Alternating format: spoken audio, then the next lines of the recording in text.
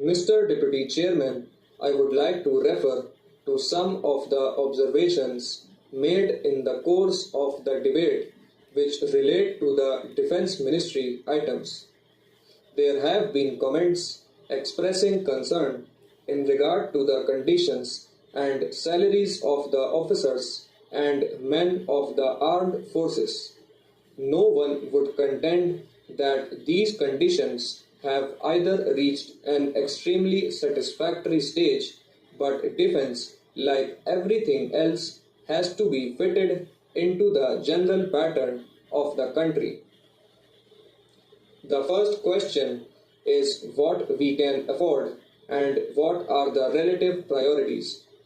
As one of the speakers said, the defense budget of this year is already 50 crores of rupees higher than last year, and it is likely to go further up if there are other difficulties. So, while government keeps in view the possibility of improving these conditions in some cases more quickly than in others, the conditions at present cannot be said to be any worse than they were before, and it is not on account of any lack of concern or consideration that we have to postpone further improvements, but it is due to the state of the resources of the country.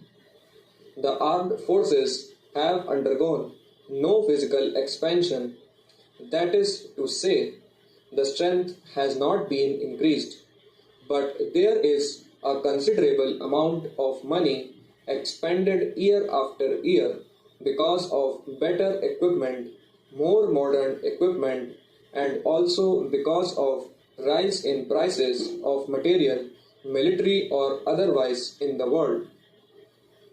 A specific question about the officers has been raised, and it is suggested that we can make all the lieutenant colonels full colonels before they retire, and the colonels should command battalions.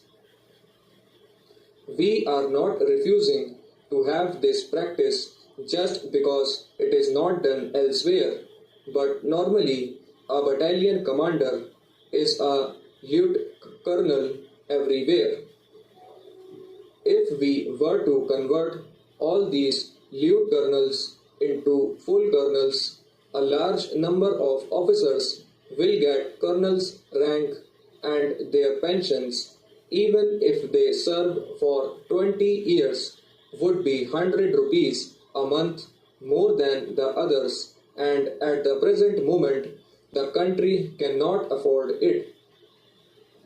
Another point raised was that they are retired so early that it is a hardship.